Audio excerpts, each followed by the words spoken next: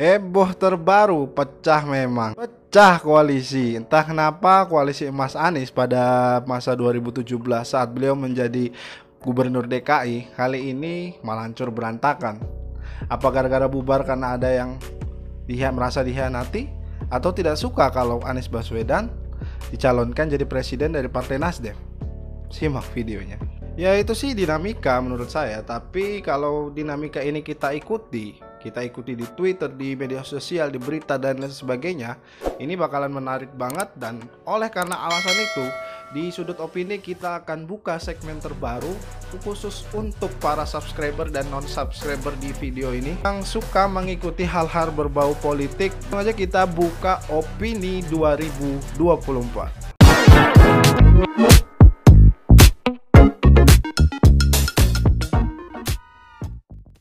Pecah koalisinya Anies Baswedan bersama teman setianya di Pilgub DKI 2017 menimbulkan polemik yang ya lumayan lah.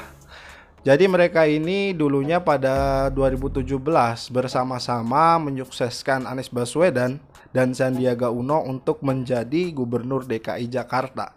Tapi sayangnya di tahun 2022 ini saat Anies dicalonkan secara resmi oleh Partai Nasdem sebagai capres mereka, ada terjadi beberapa kontroversi yang mungkin kalian sudah tahu. Mau nggak mau kini semua berbeda.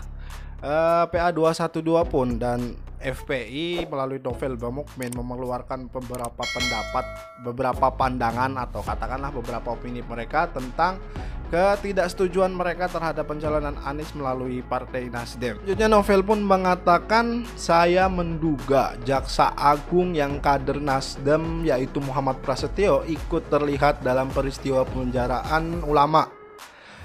Ya, awalnya sih saya mengira kalau PA 212, FPI dan lain-lain pada menolak Anies karena nggak diajak pada saat deklarasi. Cuma ternyata setelah saya teliti beritanya, ada faktor lain yang mungkin menarik untuk kita bahas. Ya tahulah kan ya, pada saat Anies jadi gubernur dulu PA 212, FPI dan lain sebagainya ini membantu sekuat tenaga. Dan pada saat dia nyapres, nggak diundang, nggak diajak dan lain sebagainya. Kalian mesti tahulah kayak gimana rasanya.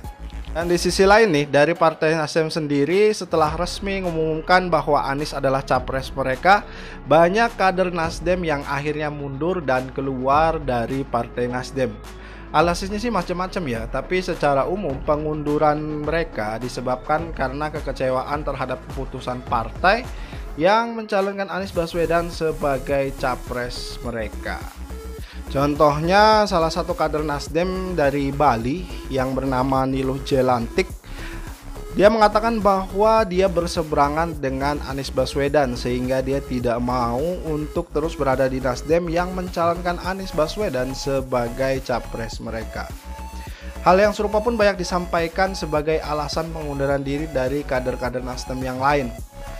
Tapi yang mungkin luput dari perhatian kita semua adalah entah kenapa pada saat Anies mencapreskan diri sebagai bakal calon presiden dari Partai Nasdem, kok kesannya kayak malah tercerai-berai ya. Yang FPI dulunya mendukung Anies Baswedan sebagai gubernur di tahun 2017, mereka akhirnya berseberangan.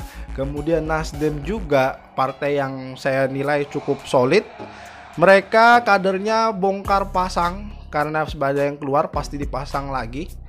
Dan banyak yang kecewa karena keputusan partainya yang mencalonkan Anies. Belum kok udah banyak yang bercerai-berai. Tapi itulah mungkin opini dari sudut opini di video kali ini. Silakan kalau sahabat-sahabat semua punya opininya sendiri, silakan taruh di kolom komentar. Dan saksikan episode opini 2024 yang lain hanya di sudut opini.